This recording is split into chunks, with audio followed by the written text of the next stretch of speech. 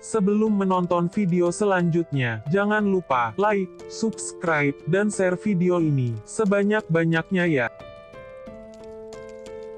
Bab 37, baik dan, akan saya ceritakan semuanya, ujar Ibu Yanti, seolah tahu apa yang dialami Damar. Kita bicara di rumah ibu. Ibu Yanti mengangguk. Damar mempersilahkannya masuk ke dalam mobil. Damar menepikan mobilnya di dekat gang kecil. Maaf dan mobilnya enggak bisa masuk, ujarnya, saat berjalan beriringan dengan Damar melintasi jalan kecil yang sepi. Tidak apa-apa, silakan masuk dan, ujar Ibu Yanti. Damar memutar pandangannya. Tampak rumah kecil, yang tampak usang termakan usia. Maaf ya dan rumahnya seperti ini, sambung Ibu Yanti, merasa tidak enak. Damar harus bertandang di rumah kecilnya. Tidak apa-apa Bu. Tanpa merasa sungkan, Damar duduk di lantai. Tanpa hanya beralaskan tikar tanpa keramik. Sebentar ya dan, Ibu Yanti segera menuju kamar. Tampak putranya yang berusia 9 tahun sudah tertidur, diminum dan, Ibu Yanti kembali, menyuguhkan teh hangat pada Damar. Terima kasih, Ibu sudah lama tinggal di sini. Di sini memang kampung saya dan, tadinya saya menetap di Jakarta. Tapi semenjak Bapak meninggal, saya kembali ke sini, jelas Ibu Yanti, yang kini harus menjadi tulang punggung. Sejak kecelakaan beberapa tahun lalu merenggut nyawa suaminya, Pak Yanto, dia supir pribadiku. Ibu Yanti mengangguk pelan. Ia sangat tahu, jika Damar mengalami amnesia pasca kecelakaan. Tapi Ibu Yanti tidak menyangka, jika kondisi mantan majikannya itu hingga kini belum pulih, dan Damar masih belum ingat non Dinar. Tanya Ibu Yanti, yang dulu cukup mengenal sosok Dinar yang cantik dan ramah. Aku tidak ingat. Tapi aku tahu, jika dia sangat tidak peduli denganku saat kecelakaan. Tidak dan, tidak seperti itu, non Dinar tidak tahu apapun, bantah Ibu Yanti. Apa? Damar menatap tak mengerti wanita paruh baya, yang duduk di hadapannya itu. Flashback, seorang wanita paruh baya yang baru saja turun dari angkutan umum, berjalan dengan tergesa-gesa, menelusuri lorong rumah sakit, mencari ruang IGD di sana. Perasaannya dipenuhi ketakutan yang luar biasa, gitu mengetahui suami yang dicintainya mengalami kecelakaan, saat hendak mengantar majikannya menuju lokasi pernikahan. Dari kejauhan, Ibu Yanti melihat Ibu Sarah majikannya yang tengah menunggu di luar ruang IGD dengan gelisah.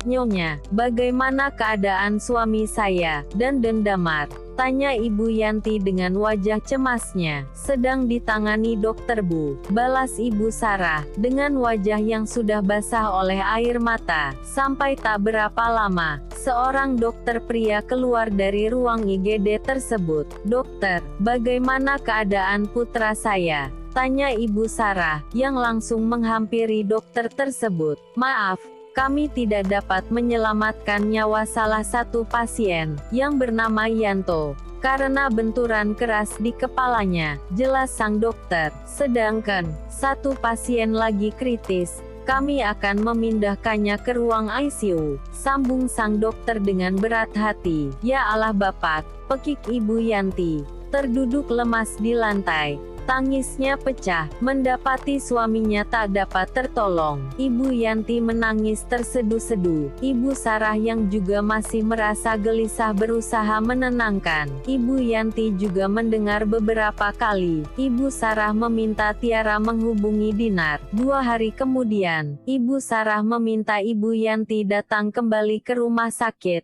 Setelah Ibu Yanti memutuskan untuk memakamkan suaminya di Jakarta, ini gaji Pak Yanto. Ibu Sarah memberikan amplop berwarna coklat, berisi gaji terakhir untuk suaminya itu. Ya Allah Bu, banyak sekali. Ibu Yanti terbelalak kaget, melihat uang yang mungkin jumlahnya 5 kali lipat dari gaji suaminya. Itu sebagai permintaan maaf saya. Saya tidak menyangka ini semua akan terjadi. Syukurlah keadaan Damar sudah membaik. Syukurlah. Ibu Yanti turut senang mendengar keadaan Damar yang sudah membaik. Tak berapa lama, Ibu Sarah meminta Tiara kembali menghubungi Dinar. Di saat yang bersamaan, Ibu Yanti mendadak ingin ke toilet. Ia berjalan tak jauh dari Tiara. Tampak Tiara berdiam diri sesaat di sana. Lalu Ibu Yanti mengerutkan keningnya. Melihat Tiara yang sama sekali tidak menghubungi Dinar, Ibu Yanti bersembunyi, lalu mengikuti Tiara yang kembali ke ruang rawat inap Damar. Dengan sangat hati-hati, Ibu Yanti membuka pelan pintu ruangan itu. Jelas terdengar Tiara yang mengatakan pada Ibu Sarah, jika dia sudah menghubungi Dinar. Ibu Yanti berinisiatif untuk merekam percakapan Tiara, yang justru menjelekkan Dinar, dengan mengatakan Dinar tidak peduli lagi dengan keadaan Damar. Ya Allah, kenapa Non Tiara tega mengatakan itu? Gumam Ibu Yanti. Tidak menyangka jika Tiara akan berbuat demikian. Non Tiara, panggil Ibu Yanti. Gitu Tiara keluar dari ruang rawat inap. Ibu belum pulang, tanyanya melihat Ibu Yanti yang masih berada di rumah sakit. Non, kenapa Non Tiara tidak menghubungi Non Dinar? Tadi bukankah Ibu Sarah menyuruh? Entah keberanian dari mana Ibu Yanti menegur Tiara. Jadi Ibu membuntuti saya, seru Tiara menatap emosi. Maaf Non, tadi saya tidak sengaja melihat. Ibu Yanti tertunduk takut. Awas ya, kalau kamu sampai cerita ke Ibu Sarah, akan aku buat kamu menyusul suamimu ke neraka, ancam Tiara, merasa sedikit terancam. Tidak menyangka, Ibu Yanti memergoki perbuatannya. Maaf Non, Ibu Yanti masih tertunduk, tidak berani menatap wajah Tiara yang murka.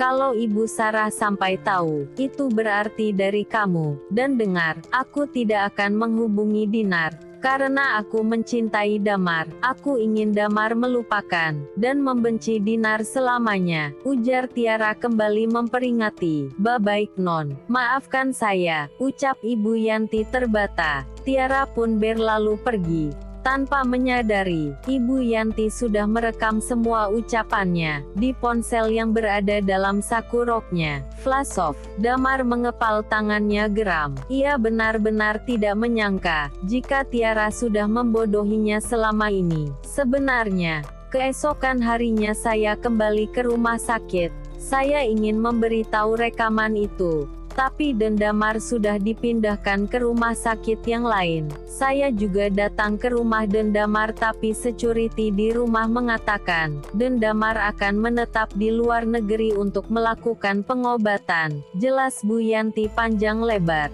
tapi saya masih menyimpan rekaman tersebut. Tunggu sebentar, Ibu Yanti beranjak dari duduknya, bergegas masuk ke kamar. Ini dan ia mengambil ponselnya, lalu memutar percakapan Tiara yang masih tersimpan di sana. Mendengar percakapan tersebut, emosi Damar benar-benar memuncah. Rintih Damar memegangi kepalanya, yang tiba-tiba terasa sangat sakit. Dan, Damar kenapa? Ibu Yanti panik. Ya Allah dan pekiknya, melihat Damar yang tidak sadarkan diri. Ibu Yanti bergegas keluar rumah, meminta bantuan warga untuk membawa Damar ke klinik. Malam itu Ibu Yanti menunggui Damar, yang masih belum tersadar. Dan Damar, Ibu Yanti tersenyum lega, melihat Damar yang perlahan membuka matanya. Apa aku pingsan? Tanya Damar, mendapati dirinya sudah terbaring lemah di rumah sakit. Ia dan Damar pingsan. Maafkan saya ya, ujar Bu Yanti, merasa bersalah, karena sudah menceritakan banyak hal, yang mungkin membuat keadaan Damar memburuk. Anda sudah sadar? Tanya ramah dokter wanita menghampiri Damar. Kepalanya masih sakit, sedikit. Apa Anda mempunyai riwayat amnesia, dan meminum obat rutin? Tanya kembali dokter tersebut. Saya memang mempunyai riwayat amnesia, Tapi saya tidak pernah mengkonsumsi obat khusus, jawab Damar. Tidak pernah, bukannya seharusnya itu perlu untuk memulihkan keadaan Anda, jelas sang dokter. Damar tertegun. Belakangan ia tahu, jika ia pernah mengalami amnesia, tapi tidak sekalipun ia mengkonsumsi obat untuk memulihkan keadaannya. Ia justru teringat pada Tiara yang pernah menanyakan obat padanya. Apa mungkin